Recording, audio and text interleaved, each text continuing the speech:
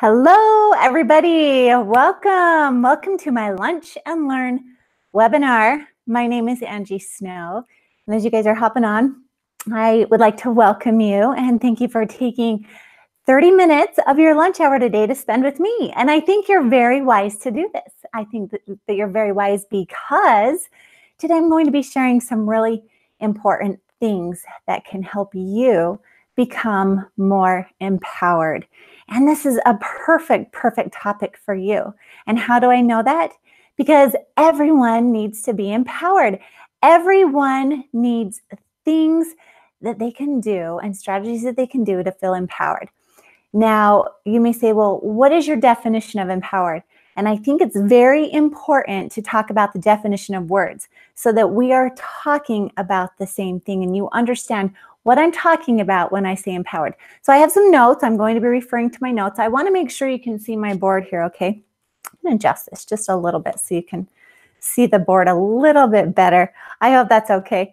What I'm going to do is just grab my notes here because I want to make sure I have those handy while I'm talking to you about this very important topic of empowerment. Because once you know how to empower yourself, you can empower your team, which may include your family. It may include your employees, your coworkers, people that you manage. It's so important to be able to know how to empower yourself so that you can empower others.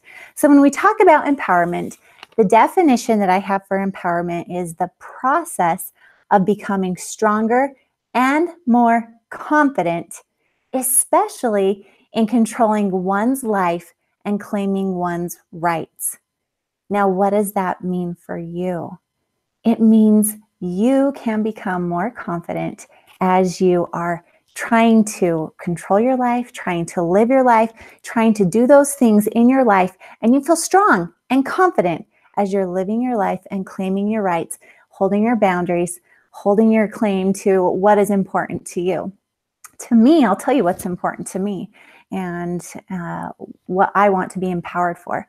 I am a mother of 4 children who are amazing, awesome children, ages 8 to 18. They are awesome, awesome kids. I'm a wife. I have a super cute, awesome, amazing husband, and he also happens to be my business partner. We have been in business together for 11 years now, and we've been married for almost 21 years. Next week's our anniversary. It'll be 21 years next week. And something that is amazing about him is he empowers me.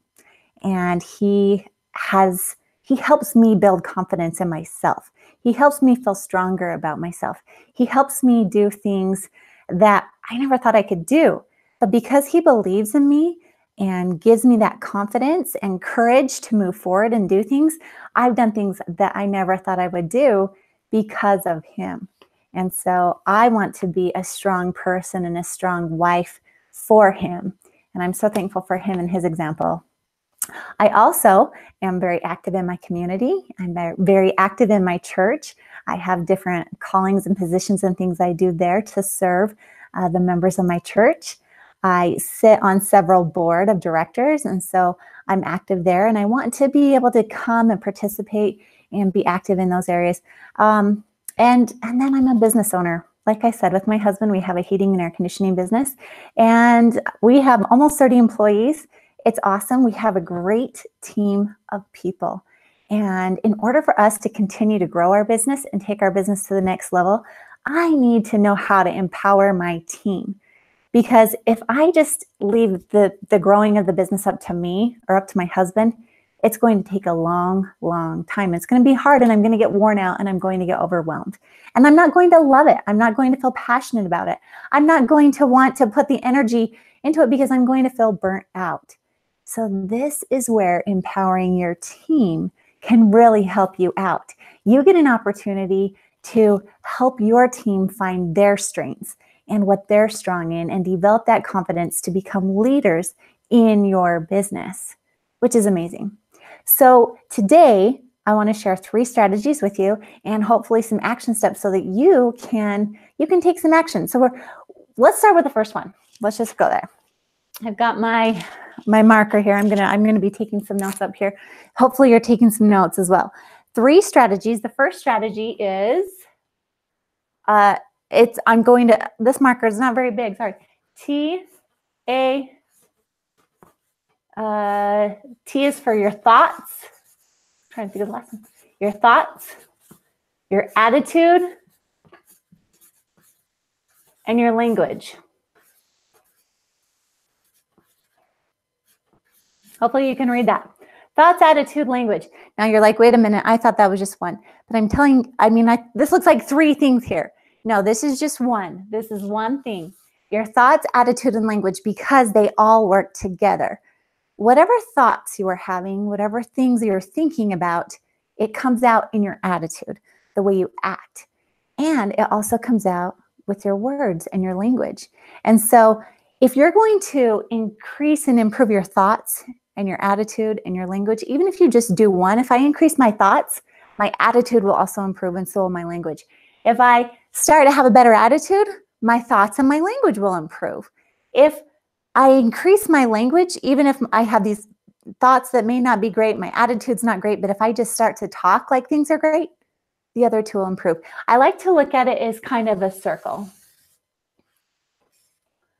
Got your thoughts, your attitude, your language. It's like a pie, see that?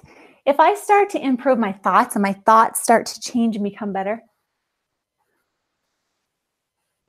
just not one part of the pie is going to get bigger. The whole pie gets bigger.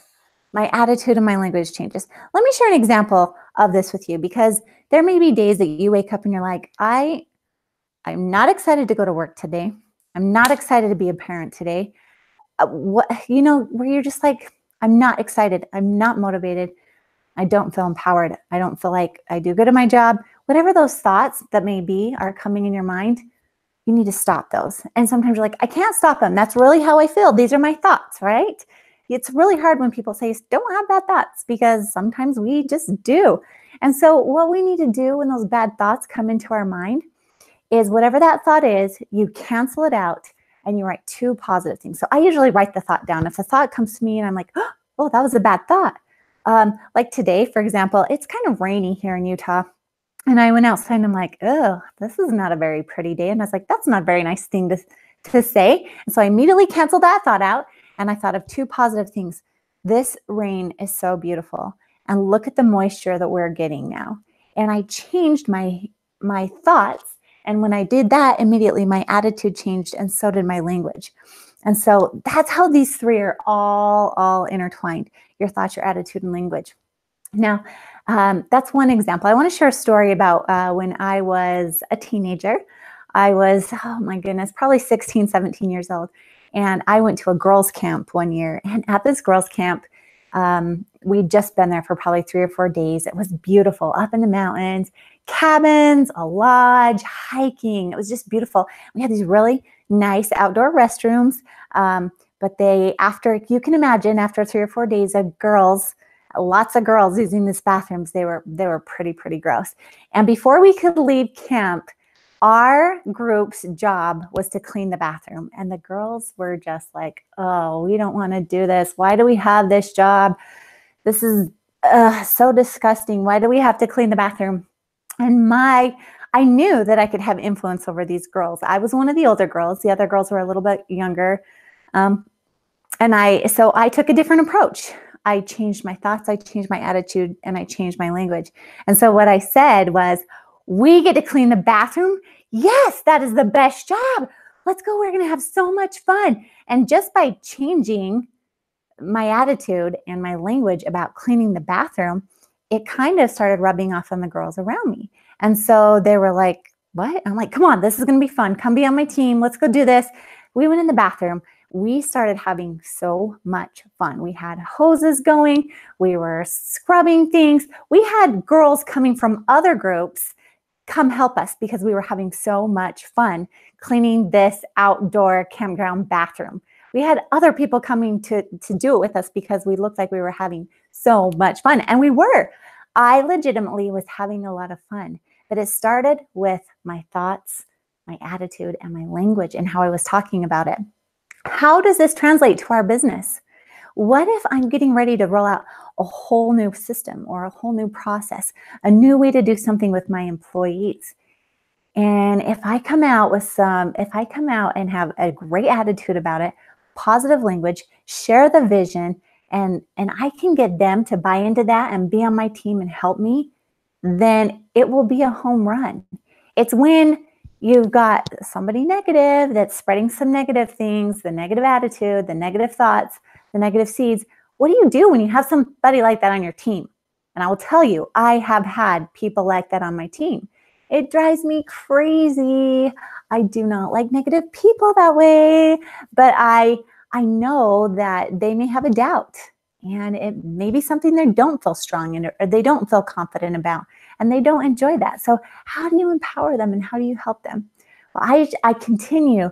I usually pull a couple of my lead people in, my leaders, people that I know my other teammates will respect and look up to, and I ask them to help me out with this. And I ask them to kind of take the lead with me and take this positive attitude on, have positive thoughts, come with solutions, come with this positive language about the situation. And it's awesome. It's so awesome to see how they come together and people look up to them, and it really can affect so many people. So this strategy right here, changing your thoughts, your attitude, your language, this is number one for me. Always, always, always number one. We start with our mind. We start with our mindset, the way we think about things, the way we talk about things. And this goes to any part of your life, not just business. This goes with exercising. Who doesn't want to go to the gym in the morning? I used to not like to go to the gym. I used to hate it until I did this. I changed the way I thought about it, the way my attitude about it. I changed the way I talked about it. And I love going to the gym. I love running. I haven't always loved that, but I love it now. And now if I don't go, I get this cognitive dissonance that why am I not going to the gym? I need to be there. And I feel really guilty for not going. So this stuff really, really works in every facet of your life. Okay, let's move on to number 2. The second strategy for empowering yourself and your team, pulling my notes up here, is to get some training. Training is powerful. What areas are you not looking forward to in your life? What areas are you feeling like, this is just not working good for me? I need some help on this. Maybe areas where you feel weak in.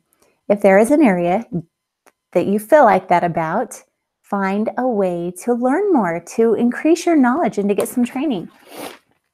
All right, number 2, training. Get some education or some training. And there are a lot of ways to do this, a lot of ways to get training. Books. Holy cow, how many amazing books are out there? Sometimes I just wish I had time to, all I did was read, because there are so many books on my list right now that I want to read. Thank heavens we have Audible. We have other ways to listen to books, so that I can multitask. I can work on other things while I'm listening. For example, like washing dishes. When I wash dishes, or when I'm getting ready in the morning, or when I'm driving to work, those things that just don't take a lot of thinking power, I can listen to a book, I can listen to a podcast, a webinar, training videos, in whatever I feel like I'm weak in, and I can learn more and get better on. If recently I'm trying to learn how to understand food better and how food affects my body. And so one of the things that I've been doing is trying to read more about food, trying to learn more about it, watch more videos, and find out how I can improve my relationship with food in my life. What foods work well for my body, what foods do to my body, and how they can help my body so that I can be more healthy and feel better. And so that is a really cool thing. I do the same thing in my business. For marketing, I do it for customer service, all the different things, the different hats that I wear in my company, things that I'm trying to improve on, I find training on those. So it's really, really important to do that. Now, another way that you can get training is to go to conferences, get on webinars, just like we have right here, go to other colleagues or other people that you work with in your same industry or in other industries. Have a coach. A coach can give you a lot of guidance on that. So I'm going to write just a couple of these things down here. Books, classes, colleagues. I hope I spelled that right. I don't know. I can't tell if that's right. I always thought I was a good speller until you could put a camera in front of me, and then I don't know what happens. Webinars, conferences, lots of different things that you can do. Now, this is for you. We're talking about you right now. And you know what? Same thing for your people. Your people want to get better at what they do, right? Your people want to get better at what they do. So why not provide extra training for them? My husband and I in our company, we're always looking for different trainings to send our people to sign them up for, whether it's in-state, out-of-state. And a really great trainer in my industry, which is the HVAC industry, his name is Todd Lyles, and he tells all of his clients that they should plan on 3 to 5% of their overall budget for the whole year should go toward training. And so as you're creating a training plan and getting ready to decide where to spend your training dollars, if you have a business, make sure that you do allocate a significant amount to training, because as we train, as we learn things and as we improve our knowledge, we get better and we contribute more to our company, to ourselves, to our lives. It's so awesome. Now, there's two keys to making this work. 2 keys to making this work. 1, you have to avoid distractions. There are so many distractions around us. You know what? I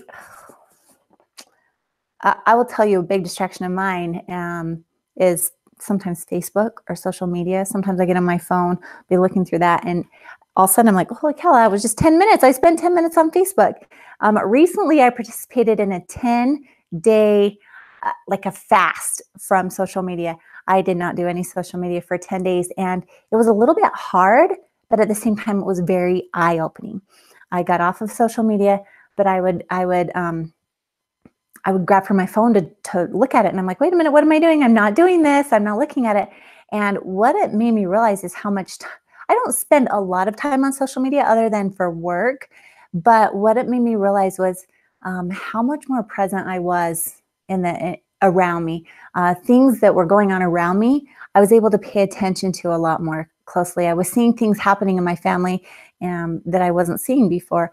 It was very eye-opening. So if you've never done this, I would take some time to just totally unplug, disconnect for a little while, and just see what you're missing out on, because social media is a big part of life now, and there are so many wonderful things on there. And I think there's definitely a place for it if you're using it right, but it can be a big time waster too, and it can distract you. Hey, so-and-so just like this. You got to comment on this. These little distractions can really take us away from more important things. You could be spending your time on learning something new instead of scrolling through Facebook. So avoid distractions, especially in trainings. When you have trainings with your employees, tell everyone to put their phones away. This is not a time to be distracted. They need to be present. Be present in what's going on. You'll get so much more out of it. The second key to making this strategy work, getting lots of training, is to make sure that you, after you've learned something, you turn around and teach it to someone else. Once you've learned it, you now teach it. This goes for your team too. If you want to really empower them, you have them teach it. When they go to a training somewhere, you have them come back and train your team on it. Once someone is able to teach what they have just learned, it solidifies that. It ingrains it more into their mind, into their actions, into everything that they're doing. So that's the second key to making this work. So you teach it after you learn it. Maybe that's why one of the reasons I love to do trainings and webinars and classes is because I learned so many awesome things. And if I have an opportunity to teach it or train it to someone else, it helps me implement it better into my life, because I develop a stronger, greater understanding for it. So I love that, and it empowers me.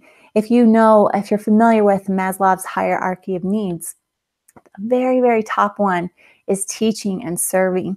And so if you can serve those around you, that is so fulfilling, so fulfilling. So as part of this training and learning new things, make sure you turn around and you teach somebody what you've learned. That will empower you, and give your team opportunities to do the same thing. let them go and teach what they're learning.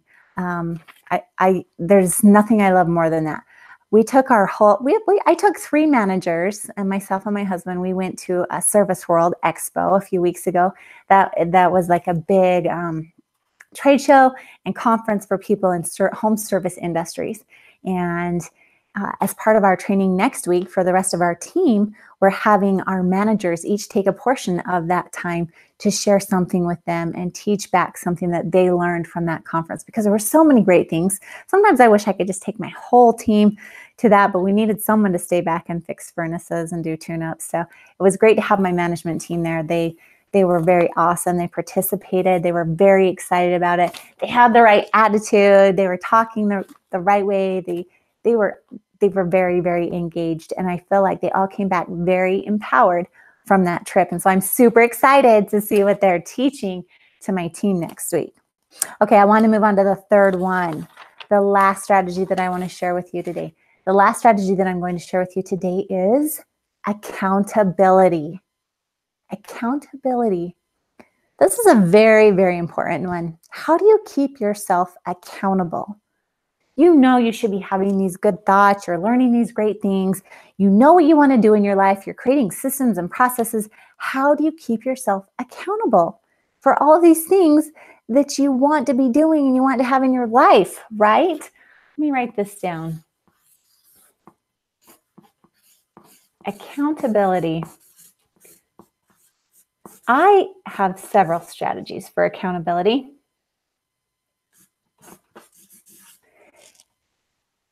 And, I think that especially when it comes to, well, let's talk about ourselves first when we're trying to keep ourselves accountable.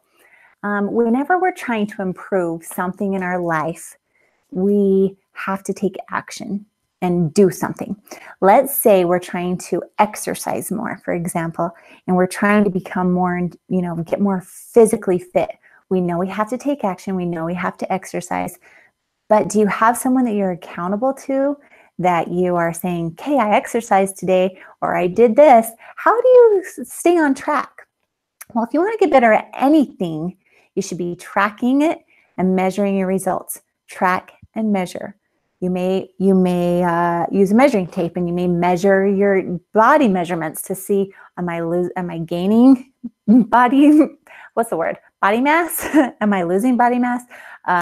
You may weigh yourself. There's a lot of ways to track it. You may track the time that you exercised, the amount of weights that you lifted. You may track the number of days that you work out, whatever it is. Studies have shown over and over again, if you are tracking and measuring what you're doing, you will see results. And sometimes it just helps to have something that you are showing, some way to be accountable, whether it's in a journal, on your phone, if you use apps. There are a whole bunch of different apps that people use. I have one that I love right now that I'm using to track my exercising, and it keeps me on track. I know how many days I need to exercise. I know how many minutes. It's so fun. It's a way that I keep myself accountable. So you should find a system or a process or create something to track any area in your life that you want to improve. The same would go for food. If you want to track how much food you're eating and you can't figure out why you're not losing weight yet, you're eating 5,000 calories a day. That would be awful. You'd be on that 600-pound life show that my husband loves to watch. I don't know. What else do we track? Sometimes we track our money. Where are we spending our money? You want to improve where your money's going and make your budget work for you. You've got to have a budget, and you've got to be tracking where you're spending your money. So personally, if you want to improve your effectiveness, your efficiency, what you're doing in your life, you've got to be able to track that. Do you have a way to track what you're doing? Something that I use with my clients is called the Daily Intentional 10. They are very intentional about how they use their time in their day. They're very intentional about where they spend their time and their thoughts and their attention throughout the day.